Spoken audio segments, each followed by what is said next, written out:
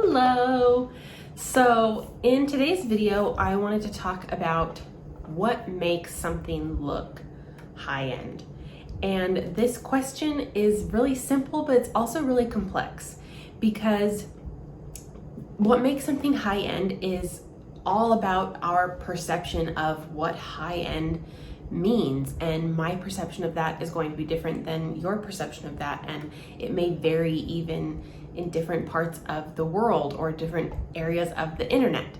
But there are some assumptions that we can make that help us determine what makes something look high-end, and something looking high-end really affects what people think it should cost, right?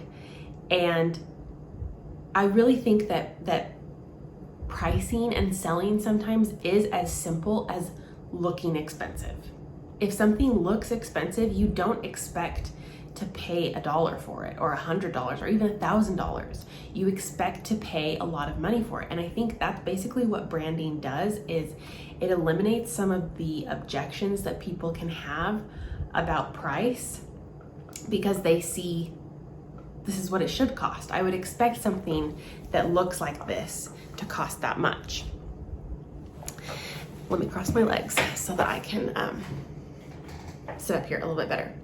So when it comes to making something look high-end, it's important to make it look high-end because if you want to charge high-end prices, you need to have a high-end product. The way that I view it is you want your products and services to look as valuable as they really are.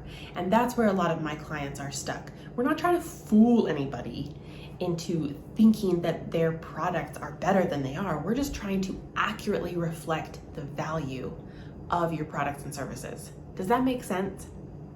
In the online business world, there's so much talk about doing things before you're ready or not being perfect. Done is better than perfect. And I'm a huge advocate for that because I'm a perfectionist. Obviously, I'm a designer. I want things to look good. I want them to be perfect. And you can definitely get held up in launching your business if you're trying to be too perfect. But the downside of that is that I think people go for too long with a crappy brand and it really starts to hurt you. So if you are just starting your business, you've made $0, I don't think you should hire a professional brand designer or a professional website designer. I don't think you're at that level. What you need is to get money coming in the door. But as soon as you have that, as soon as you've kind of figured out, okay, this is how I'm selling, this is generally who I'm working with, what I'm charging, then it's time for you to work with a professional to elevate your brand, because otherwise you're stuck for so long at this level. And people love to say, like, you can make money without a professional brand, and that is 100% true. You can make money, but you cannot charge high ticket prices without a high ticket brand. I think if you are, I think that is more scammy because you're not putting in the love and care and time into your services to make it as an amazing of an experience it could be for your clients.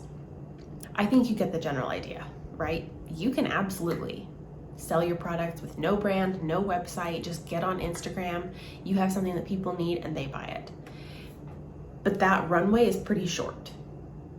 And at some point, if you want to raise your prices, elevate the clients that you're working with, hire a team, you need a brand to better express the value of what you're selling.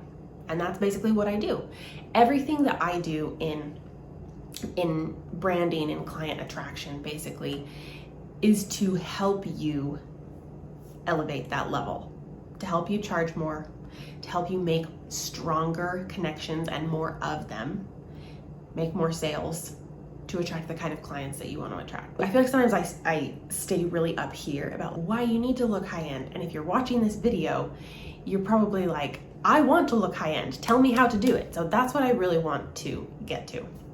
Like I said, this is subjective, but I think the number one thing you can do to look more high-end is to look like other brands that are high end, right?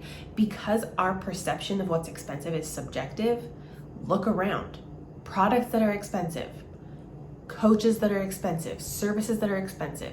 How do they look? How do they feel? I can tell you one thing that all high-end brands have in common, and that is that visually they're not trying too hard, okay? They don't need to over-explain or over-design anything, right? Think about Chanel No. 5, okay?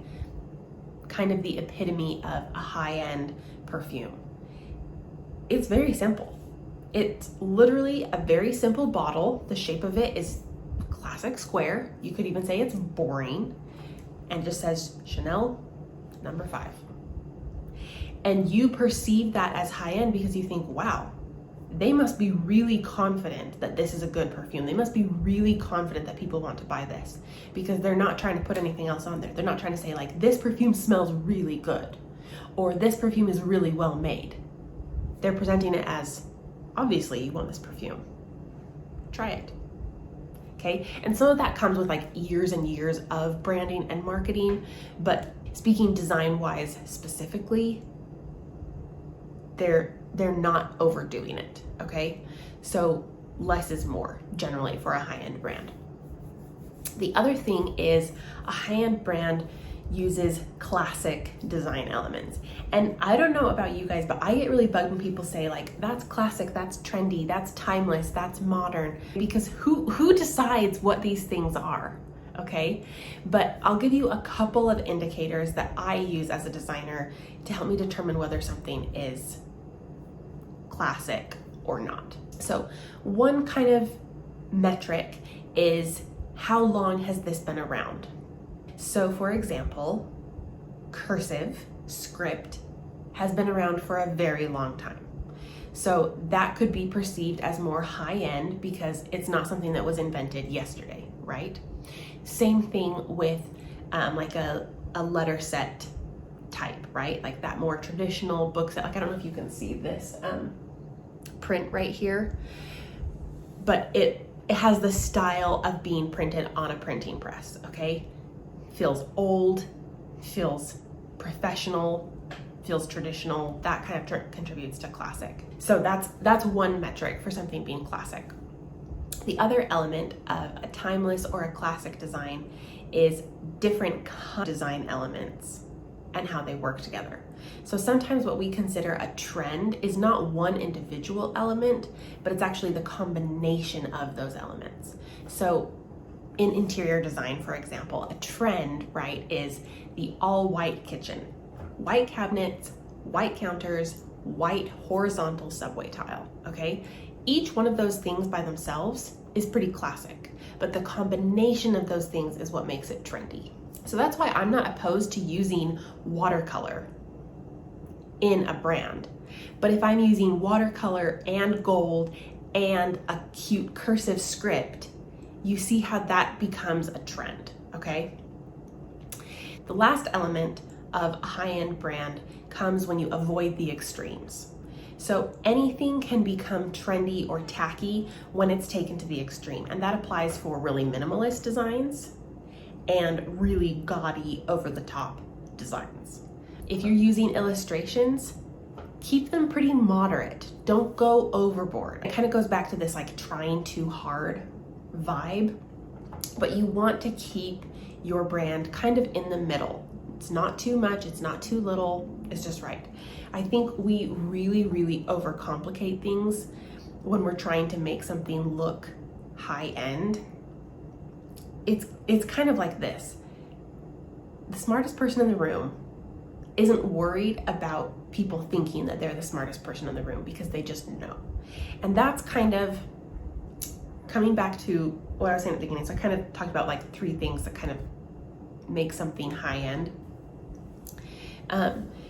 Being a high-end brand really comes back to your self-image and your brand's core essence, and really understanding the value of what you do, understanding why it's important, why it's good for you, why it's good for the world.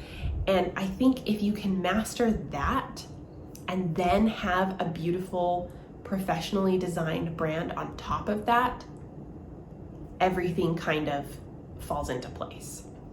And this is the last thing, I think I said the last thing like 12 times, but this is really the last thing that I'll tell you about a high-end brand. And that is, it's really hard, I would say impossible, to have a high-end brand that's not designed by a professional designer. It's just something that can't be faked. And that's why no matter how many programs are out there, you know, do-it-yourself branding, I have a course about branding, and those are all wonderful. But if you truly want a high-end brand, I'm talking like, you know, something that people are paying multiple thousands of dollars for, you really need a professional designer to give you that. And the truth is, people can tell. People can tell because you can tell. And it comes from these little subtle things that designers understand and can create. So I hope that this is somewhat helpful for you in understanding what makes a high-end brand and whether you really need a high-end brand for your business and when you should invest in one. So leave me a comment down below if you have any questions about your brand or about branding, and I look forward to talking with you guys more in the next video. Bye!